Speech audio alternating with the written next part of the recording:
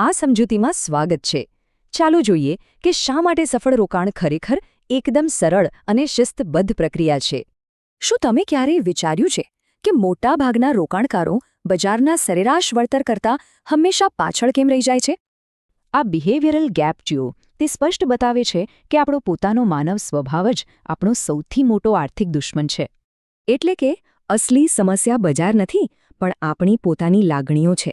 ખોટા સમયે લીધેલા ભાવનાત્મક નિર્ણયો બધું બગાડે છે. ડર, લોભ અને ગભરાટ જેવા આપણા પૂર્વગ્રહો આ ખાઈને વધારે છે અને લાંબા ગાળાના વળતરને ખાઈ જાય છે. તો સવાલ એ છે કે આ ભાવનાત્મક રોલર કોસ્ટરથી બચવું કેવી રીતે? આપણને એક એવી ફૂલપ્રૂફ સિસ્ટમ જોઈએ જે ભૂલો અટકાવે. મહાન રોકાણકાર બેન્જામિન ગ્રેહેમે આનો ઉકેલ આપ્યો: ડોલર કોસ્ટ એવરેજિંગ. આ ઐતિહાસિક રીતે સૌથી શ્રેષ્ઠ અને વ્યવસ્થિત પદ્ધતિ છે. જુઓ, બજારની સફર ભલે સીધી હોય, પણ એક સામાન્ય રોકાણકારે ડગલેને પગલે જોખમોનો સામનો કરવો પડે છે. અહીં જ એસઆઈપી કામ આવે છે. તે રોકાણની શિસ્તને સંપૂર્ણપણે ઓટોપાયલટ પર મૂકી દે છે. યાદ રાખો, એસઆઈપી કોઈ જાદુ નથી. અણધારી લાગણીઓના બદલે એક સાબિત થયેલી પ્રક્રિયા પસંદ કરવી એ જ તેની તાકાત છે. ચલો, તેના સરળ ગણિતને સમજીએ. જ્યારે બજાર નીચે જાય ત્યારે તમે વધુ ખરીદો છો અને ઉપર જાય ત્યારે ઓછું. આ રૂપી કોસ્ટ એવરેજિંગ છે. ભાવ ઘટે ત્યારે આપમેળે વધુ ખરીદી થવાથી તમારે બજારના ટાઈમિંગની ચિંતા કરવાની જરૂર રહેતી નથી. તમને થશે કે શું આ સરળ અને કંટાળાજનક લાગતો રસ્તો ખરેખર કામ કરે છે? ચાલો થોડા નક્કર આંકડાઓ જોઈએ.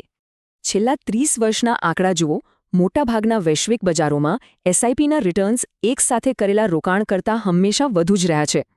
સાવ નબળા બજારોમાં પણ વ્યવસ્થિત રોકાણ તમને બચાવે છે. તે ખોટા સમયે લીધેલા નિર્ણયોનું નુકસાન સ્પષ્ટપણે ઘટાડે છે. આ આંકડાઓ સાબિત કરે છે કે રોકાણમાં સ્માર્ટ હોવા કરતાં શિસ્તબદ્ધ હોવું લાંબા ગાળે વધુ ફાયદાકારક અને શક્તિશાળી છે. ટૂંકમાં કહીએ તો, ખરી સફળતા માટે તમારી એસઆઈપીને અટક્યા વિના લાંબા ગાળા સુધી ચાલવા દેવી ખૂબ જ જરૂરી છે.